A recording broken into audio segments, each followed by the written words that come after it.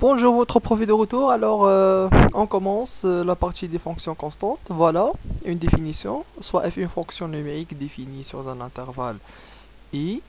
On dit que f est strictement constante sur i ou bien seulement constante si seulement s'il existe un réel k tel que f de x est égal à k.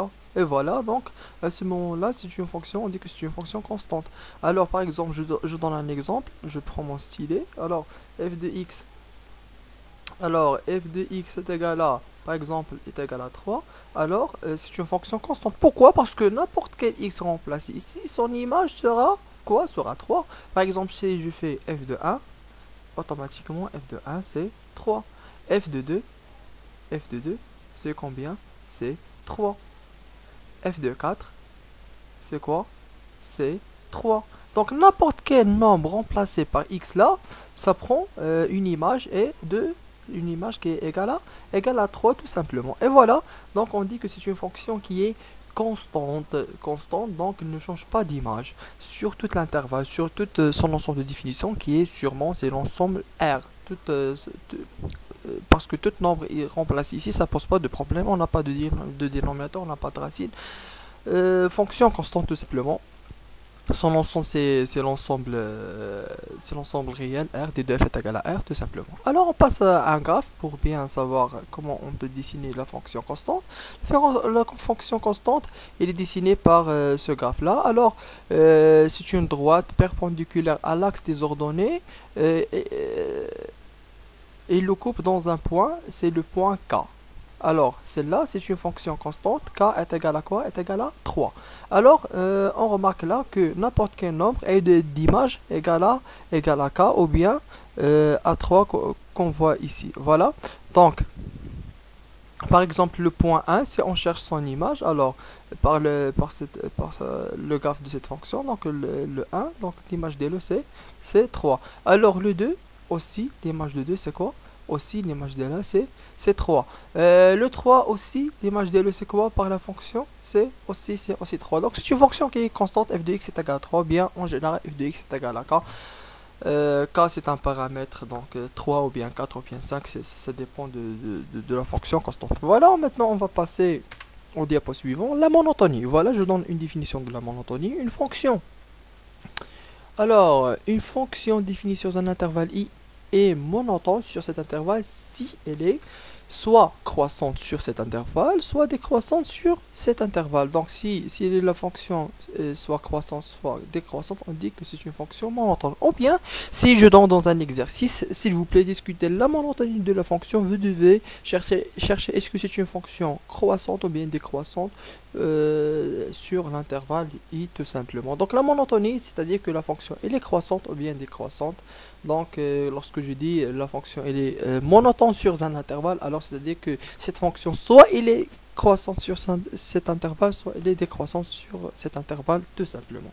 Maintenant on passe à une illustration graphique. Alors l'illustration graphique ديالها بالضبط من كي سميتو باش نعرفوا الفرق ما بين une fonction croissante et une fonction strictement croissante graphiquement شنو هو الفرق. Par exemple maintenant جيت لهنا قلت بان هذه لاحظنا بين بجوج les deux illustrations ce sont des fonctions croissantes يعني غاديين كيطلعوا كي croient. Donc ce sont des fonctions qui croient alors que donc غادي نجي la première غادي ناخذ deux points par exemple x1 x2 par exemple غادي ناخذ هنايا x1 par exemple le point x1 donc une petite remarque c'est qu'on discute la croissance ou bien la monotonie de la fonction d'elle sur l'intervalle AB. Voilà le point A et voilà le point B. Voilà, je prends deux éléments de cet intervalle. Par exemple, je prends x1 et je prends aussi x2. Voilà, je cherche leur image par cette fonction. Voilà, je cherche l'image de x1. Donc l'image elle est posée là de x1. Voilà l'image de x1. Et puis si je cherche l'image de x2, elle va se trouver ici. Et voilà, donc j'écris là f de x1 de cette façon. Voilà. Et j'écris ici f de x2. Je remarque quoi? Je remarque que puisque on a x1 et strictement inférieure à x2, oui, on a cherché leur image, on a trouvé, alors, d'après le graphe, alors on a trouvé que les images sont aussi f de x2 il est strictement supérieur à f de x, désolé, je dois écrire f de x1, voilà. Alors, f de x1 il est strictement inférieur à f de x2. Comme ça, l'inégalité, elle est stricte. Et n'importe quel deux points, x1, x2 choisi, fait de l'intervalle tel que x2 كبير على x1, نلقاو بان لي زيماج ديالهم اللي درنا لا كومباريزون نلقاو بان الكبيره فيهم ستريكتومون سوبيريور على ليماج ديال الصغيره ديال ليماج ديال الصغيره. اي فوالا دونك فوالا هاد لو كراف. دونك دابا هادي كنقولوا لها ستريكتومون كرواسون. شنو الفرق بين ستريكتومون كرواسون وكرواسون عاديه؟ دونك هنايا نلاحظوا بانه غير كرواسون. علاش؟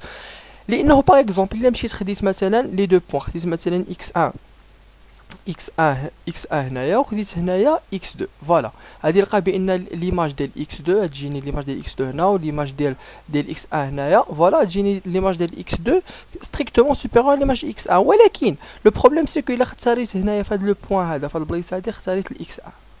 désolé pour la mauvaise écriture. Donc si je choisis ici x1 et je choisis ici x2, on va remarquer quoi? On va remarquer que leurs images sont égaux. Et comme ça, l'inégalité est stricte ou inférieure à égale. Comme ça, je dis là que c'est une fonction, c'est une fonction qui est croissante, et là, c'est une fonction qui est strictement croissante. Et là, il est croissante, il est constante, il est croissante. يعني ما كتحسبش ماشي كلها strictement croissante. Voilà. Alors que le deuxième graphe, alors il est strictement croissante. يعني n'importe quel deux points, leurs images sont ما يمكنلهمش يكونوا ايغو. الوغ كو هنايا كنلقاو بان اون بارتي كاينه اون بارتي في هاد لا فونكسيون ديالنا تيل كو لي زيماج الا اختاريتي جوج ديال اكس 1 اختاريتي اكس 1 و اكس 2 هنايا تيل كو اكس 2 ستريكتومون سوبيريور اكس 1، alors leurs images sont égaux. Et voilà la différence entre strictement croissante et strictement décroissante. Alors je vous laisse le soin de bien écrire ces trucs-là dans vos cahiers, vous pensez bien à ces trucs-là, et posez-moi vos questions si vous n'avez pas compris quelque chose. Alors, on se verra dans la prochaine vidéo. Merci.